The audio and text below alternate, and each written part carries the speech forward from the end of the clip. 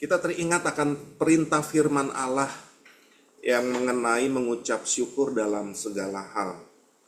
Ya, karena merupakan ucapan syukur itu salah satu perintah yang sering terdengar sederhana Bapak Ibu Saudara, tanpa tinjauan teologis, tanpa tafsiran yang begitu mendalam. Tetapi sangat sulit dilakukan adalah mengucap syukur dalam segala hal. Ya, bersyukur ini bukan hanya respon ketika kadang kita baik, tetapi sikap hati yang tetap percaya kepada Tuhan di tengah keadaan yang sulit, yang tidak pasti dan kadang menyakitkan. Ya, dan hampir juga Bapak Ibu Saudara, jemaat kami ini kebanyakan juga orang-orang dari Sumatera Utara. Ya, dan dengan kejadian ini banyak mereka juga pada saat kejadian itu langsung menghubungi keluarga-keluarga mereka. Dan saya terus menanyakan bagaimana keadaan keluarga-keluarga mereka semua. Puji Tuhan, ya Tuhan melindungi mereka, Tuhan menjagai mereka. Kita lihat apa sih yang Tuhan inginkan di dalam kita bersyukur kepada Tuhan. Saya mau screenshot dulu Bapak Ibu Saudara. Tuhan menghendaki untuk kita bersyukur kepada Tuhan. Dan bersyukur itu adalah kehendak Tuhan. Dalam 1 Tesalonika 5 ayatnya yang ke-15 firman Allah berkata, mengucap syukurlah dalam segala hal, sebab itulah yang dikehendaki Allah di dalam Kristus Yesus bagi kamu. Bapak Ibu Saudara, ayat ini tidak berkata bersyukur untuk segala hal, tetapi bersyukur dalam segala hal, yang artinya kita boleh jujur dengan kesakitan dan pergumulan yang kita alami. Dan itu adalah satu hal yang tidak bisa kita lepaskan dalam kehidupan kita. Pasti kita akan mengalaminya Bapak Ibu Saudara. Namun tetap bahwa memilih percaya bahwa Tuhan Yesus baik dan Ia bekerja di balik semuanya apa yang kita alami. Karena saat bersyukur itu menjauhkan kita dari sikap kita bersungut yang tidak disukai oleh Allah, yang tidak disukai oleh Tuhan.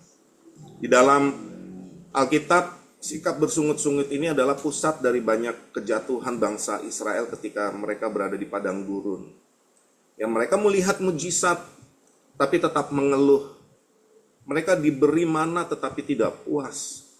Dilindungi Tuhan, tetapi masih marah. Saat Tuhan menjaga, melindungi, bahkan menyembuhkan, kadang kita juga pernah mungkin sering berkata, itu kebetulan. Oh, itu karena mujur. Bapak Ibu Saudara, dengan bersyukur itu akan menjaga hati kita tetap. Kita mengandalkan Tuhan, kita rendah hati dan kita selalu berserah kepada Dia. Percaya bahwa Allah turut bekerja dalam segala sesuatu untuk mendatangkan kebaikan dalam kehidupan kita. Lalu apa yang firman Tuhan juga inginkan? Yang kedua adalah bersyukur itu mengubah perspektif Bapak Ibu Saudara. Perspektif kita. Ketika kita memilih untuk bersyukur, kita menempatkan fokus bukan pada masalah tetapi pada Tuhan yang memegang kendali. Bersyukur membuka mata kita untuk melihat bahwa Tuhan tetap bekerja meski kita belum melihat hasilnya. Dan ada hal-hal kecil yang Tuhan sediakan setiap hari ketika kita bersyukur. Dan ketika kita bersyukur juga kita akan melihat bahwa setiap situasi itu dapat dipakai Tuhan untuk membentuk karakter kita, untuk kita semakin bersabar dalam kehidupan ini. Saya percaya bahwa mujizat masih ada sampai saat ini. Mujizat Allah terjadi saat yang sakit disembuhkan, yang terbeban berat dilepaskan, yang susah dihiburkan. Namun mujizat juga terjadi bagi mereka yang saat ini mungkin masih terbaring di rumah sakit dengan sakit yang kronis sambil berkata, Tuhan Yesus baik, Tuhan Yesus setia, aku percaya. Ini adalah mujizat yang dialami oleh seseorang ketika mengalami sakit yang kronis tapi masih berpegang dan percaya dan sambil berkata, Yesus engkau baik, Yesus engkau setia dalam kehidupanku. Ini mujizat yang menurut saya ini luar biasa Bapak Ibu Saudara, yang dialami oleh seseorang masih dapat mengucap syukur. Ya, ada lagu yang berkata, Sekali Yesus tetap Yesus selamanya. Tidak ada yang bisa menggantikan dia dalam kehidupan ini. Sekali Yesus, selamanya Yesus. Harapanku tak akan hilang karena kasih-Nya. Sekarang ku ada, oh Yesusku, ku cinta Kau selamanya.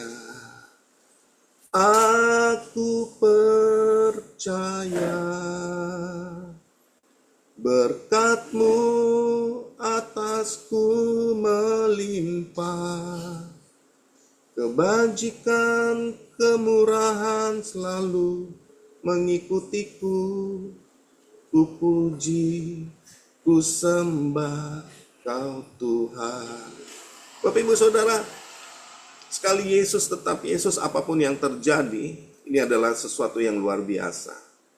Dan saya percaya ketika kita dapat mengucap syukur, maka akan ada satu aliran firman seperti sungai yang keluar dalam kehidupan kita, yang mengalir, yang selalu dapat memuji Dia dalam segala keadaan. Filipi 4 ayat 13 firman Allah berkata, segala perkara dapat kutanggung di dalam Dia yang memberi kekuatan kepadaku. Saya pernah mendampingi seorang ibu yang mengalami kanker payudara kronis, Bapak Ibu Saudara ya. Semua keluarganya sudah berkumpul. Saat saya melihat wajah ibu ini, ia masih tetap semangat.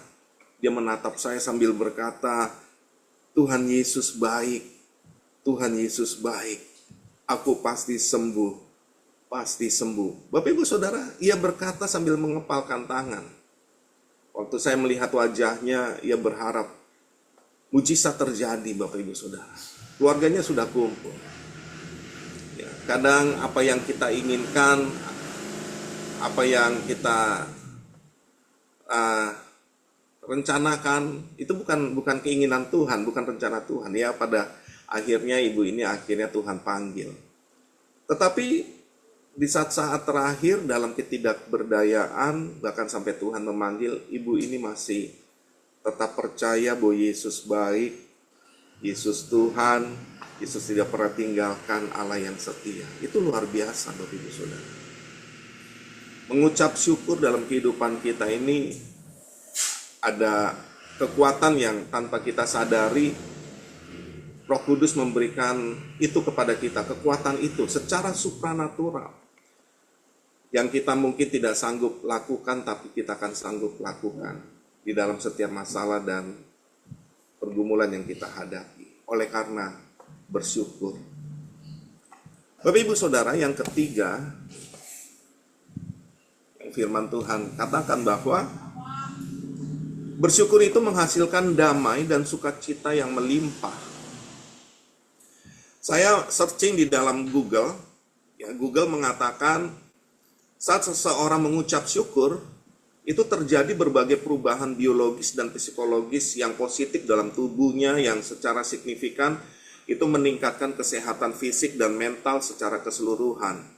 Nah, ini beberapa efek yang terjadi di dalam tubuh seseorang, Bapak Ibu Saudara, saat mengucap syukur. Ya, ada dampak fisiologis atau dampak fisik, yaitu penurunan stres. Nah, ini secara langsung menurunkan kadar hormon stres seperti kortisol, lalu meningkatkan kualitas tidur, ya, tidur yang lebih banyak, nyenyak, ya, dan berkualitas. Lalu peningkatan fungsi sistem kekebalan tubuh, memperkuat sistem kekebalan tubuh, ya, kesehatan jantung yang lebih baik, ya, kesehatan kardiovaskular yang lebih baik secara keseluruhan. Terus ada perubahan hormonal di dalamnya, di mana bersyukur itu dapat mempengaruhi hormon tubuh secara positif. Lalu ada dampak neurologisnya, Bapak Ibu Saudara. Ketika kita mengucap syukur, ya, mengaktifkan jalur saraf positif, menciptakan jalur saraf yang lebih kuat untuk kita dapat berpikir positif, ya, Lalu peningkatan suasana hati, ada pelepasan neurotransmitter yang terkait dengan kebahagiaan dan kesejahteraan seperti dopamin dan serotonin yang kemungkinan meningkatkan saat seseorang merasa bersyukur. Lalu ada peningkatan ketahanan. Orang yang bersyukur itu cenderung memandang kesulitan sebagai kesempatan untuk berkembang, yang meningkatkan ketahanan mental terhadap tantangan hidup. Dampak psikologisnya juga ada, Bapak Ibu Saudara, ya. Di sini saya mencatat bahwa dampak psikologis dan sosialnya kesejahteraan emosional yang lebih baik, membantu mengelola emosi negatif seperti kesedihan atau kemarahan, mengurangi risiko depresi dan kecemasan, membantu mengurangi kemungkinan mengalami depresi dan kecemasan, membangun hubungan yang lebih kuat, mengungkapkan rasa terima kasih, memperkuat ikatan sosial dan hubungan antar pribadi, baik dengan pasangan, teman, maupun keluarga. Saudara, ketika hati kita penuh dengan ucapan syukur, kecemasan perlahan-lahan tersingkir. Bersyukur mengundang sukacita dan damai sejahtera Allah masuk melimpah di dalam kehidupan kita. Filipi 4 ayat 6 firman Allah berkata, janganlah hendaknya kamu khawatir tentang apapun juga, tetapi nyatakanlah dalam segala hal keinginanmu kepada Allah dalam doa dan permohonan dengan ucapan syukur. Ya, damai yang melebihi segala akal akan memelihara hati dan pikiran kita. Jadi dampaknya luar biasa. Damai sejahtera dan sukacita yang melimpah saat kita mengucap syukur itu terjadi, ya. Alkitab ini luar biasa, Bapak Ibu Saudara, ya. Sampai ya di medis pun mengatakan bagaimana dampak yang besar saat seseorang mengucap syukur dalam kehidupannya. Lalu selanjutnya, yang keempat, bahwa bersyukur ini mengingatkan kita akan kesetiaan Tuhan, saudara. Saya syukur itu membuat kita ini kembali melihat kesetiaan Tuhan di masa-masa lalu. Jejak-jejak kesetiaan Tuhan yang sudah Tuhan perbuat dalam kehidupan kita. Bersyukur membuat kita mengingat bagaimana Tuhan selalu setia dalam kehidupan kita, di dalam setiap perjalanan kehidupan kita. Daud berkata di dalam Mazmur 103 ayat 2, pujilah Tuhan hai jiwaku dan janganlah lupakan segala kebaikannya. Ketika kita mengingat kebaikan Tuhan, hati kita dikuatkan untuk menghadapi masa kini dan masa depan. Kita tidak tahu apa yang akan terjadi esok, kita tidak tahu apa yang akan terjadi lusa, minggu depan, bulan depan, bahkan tahun depan. Ya, ada bagian yang harus kita kerjakan, ya kerjakanlah. Dan ada yang bahagian Tuhan untuk melakukan bagi kita, dan itu pasti yang terbaik, saudara. Ya, banyak dari jemaat kami juga di sini mengatakan, wah, orang-orang saudara-saudara kita yang di Sumatera Utara ini masuk di bulan Desember yang harusnya merayakan Natal bersama, yang seharusnya berkumpul bersama dengan keluarga, dengan saudara, itu semua diubahkan dengan adanya bencana ini. Namun kita kembali lagi, saya berkata kepada mereka, apapun yang terjadi, kita harus belajar untuk mengucap syukur buat apa yang Tuhan berikan. Karena toh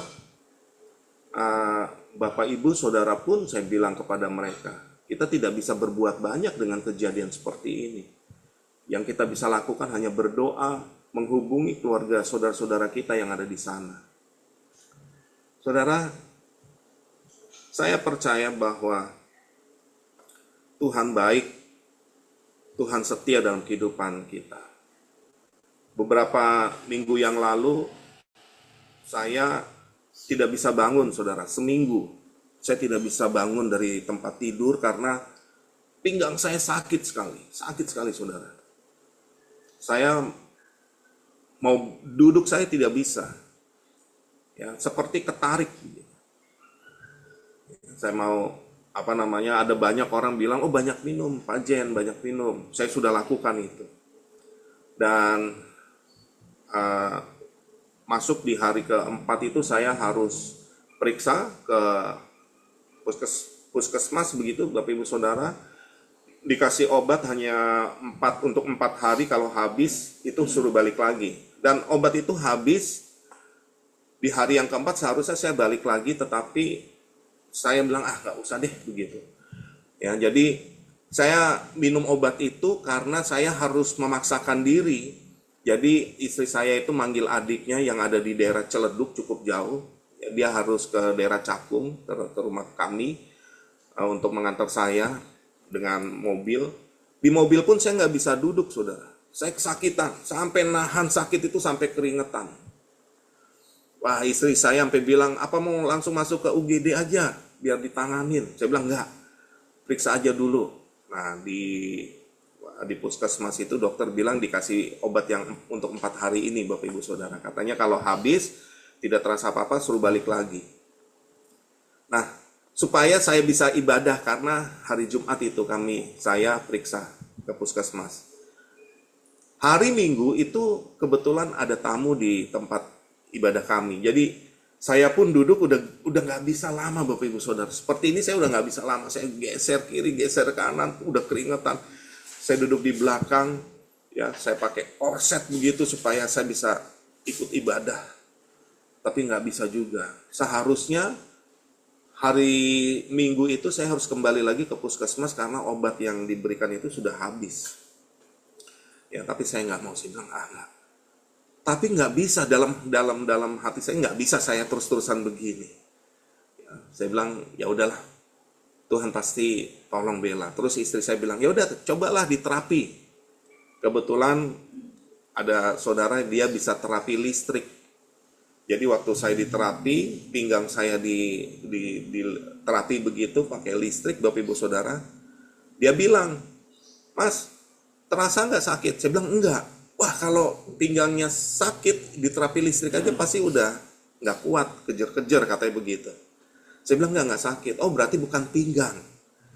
Waktu saudara saya ini yang terapi ini bilang bukan pinggang yang sakit, wah lega Bapak Ibu Saudara. Lega karena saya udah minum air putih banyak, saya udah minum obat anti nyeri banyak begitu ya. Saya pikir pinggang yang sakit, rupanya bukan pinggang.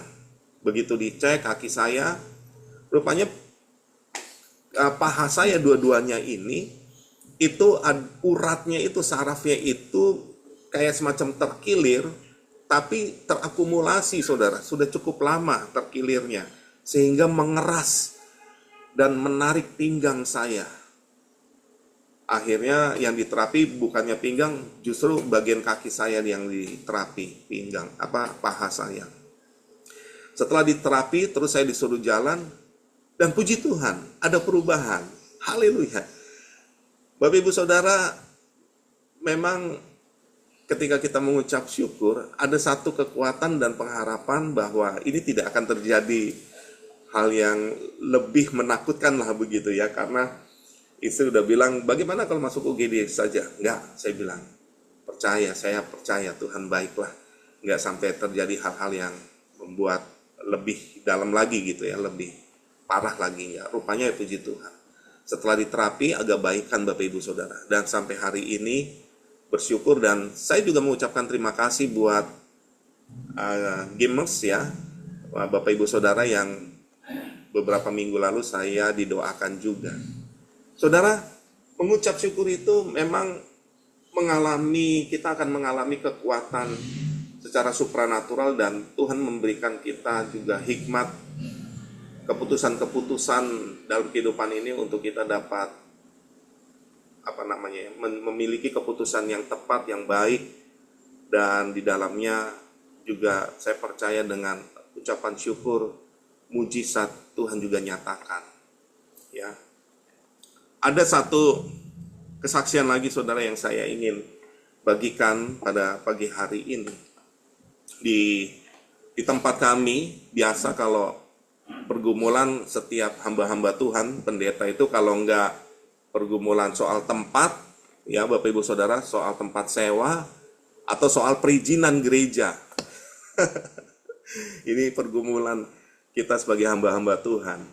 Kami di sini memiliki pergumulan yang saya juga belajar untuk kita mengajak jemaat semua untuk mengucap syukur. Karena tahun ini kita harus perpanjang tempat untuk ibadah kita. Bayangkan, tahun lalu saya pernah saksikan bagaimana kami untuk mendapatkan tempat ibadah ini, Bapak Ibu Saudara, yang seharusnya tahun 2024 tahun lalu itu kami sudah harus meninggalkan tempat ini, tapi saya bilang sama yang pemilik tempat ini, bagaimana kalau gereja sewa dan puji Tuhan dikasih waktu setahun. Nah, di dalam waktu setahun inilah kami renovasi, ya, jadi satu rumah kita sewa, itu kita jebol, tempat ibadah kita jadi agak luas, Bapak Ibu Saudara. Saya bilang sama jemaat, kita bawa jiwa, tugas kita bawa jiwa kepada Tuhan, isi tempat-tempat yang kosong, kursi-kursi yang kosong. Biarlah untuk tempat tugasnya Tuhan nanti, tugas kita untuk cari jiwa saja. Begitu. Nah, ketika kita renovasi selama setahun ini, tempat di mana kita ibadah, lalu untuk kita masuk tahun berikutnya ini, di tahun 2025 ini, untuk kita perpanjang tempat, Bapak Ibu Saudara, rupanya sewanya dinaikin hampir 100 kali lipat, Bapak Ibu Saudara, tempat sewa kami. Oh, 100%, maaf, maksud saya 100%. Ya, karena tempat ini kan sudah agak cukup rapi begitu ya. Sudah kami perbaikin begitu. Ya. Wah, udah rapi dinaikin nih. 2 kali lipat lah. Ya, 2 kali lipat, Saudara. Nah, kami sudah bayar setengah dari tempat sewa ini, karena saya bilang sama si pemilik, kami gereja tidak bisa langsung bayar full, kami mau bayar cicil dan oke, nggak apa-apalah, puji Tuhan, Bapak Ibu Saudara. Ya, jadi pemilik juga menerima untuk kami dapat menyicil untuk sewa tempat ibadah ini. Saudara, dalam pergumulan yang sedang kami alami, kita melihat bahwa Tuhan baik, itu saja. Mengucap syukur, itu saja. Toh tidak ada yang bisa kami lakukan selain ya tugas kami akan melunaskan sewa tempat gereja kami. Tapi dari semua yang kami hadapi, ya kembali lagi, kami mengucap syukur. Kami melihat bagaimana perjalanan Tuhan di tahun lalu. Tuhan sertai kami di dalam ibadah kami. Kami bersyukur sampai hari ini kami masih dapat ibadah. Itu adalah anugerah yang terbesar. Karena memang tidak mudah di tempat ini kami untuk ibadah. Ya. Gak jauh dari kami ini ada gereja juga yang dulu itu sempat sama masyarakat ditolak keberadaannya. Gak jauh dari kami. Nah, kami sampai hari ini ada saja, itu kami bersyukur. Kasih dan anugerah Tuhan. Saya dengan jemaat semua, saya berkata yang bisa kita lakukan mengucap syukur. Dan saya percaya Tuhan akan campur tangan di dalam saat kita mengucap syukur buat apa yang kita sedang alami. Saudara, mengucap syukur dalam segala hal bukanlah sikap yang otomatis muncul dalam diri manusia. Ini adalah keputusan iman. Saat kita memilih untuk bersyukur, kita sebenarnya sedang mengatakan, Tuhan, aku percaya Engkau tetap memegang kendali. Masalahku tidak lebih besar dari kuasa-Mu. Bersyukur bukan hanya reaksi, tetapi gaya hidup untuk kita sebagai orang-orang yang percaya. Bersyukur menjadikan kita pribadi yang lebih baik, lebih kuat, lebih dewasa, dan lebih peka akan karya Tuhan setiap hari yang Tuhan kerjakan dan lakukan dalam kehidupan kita.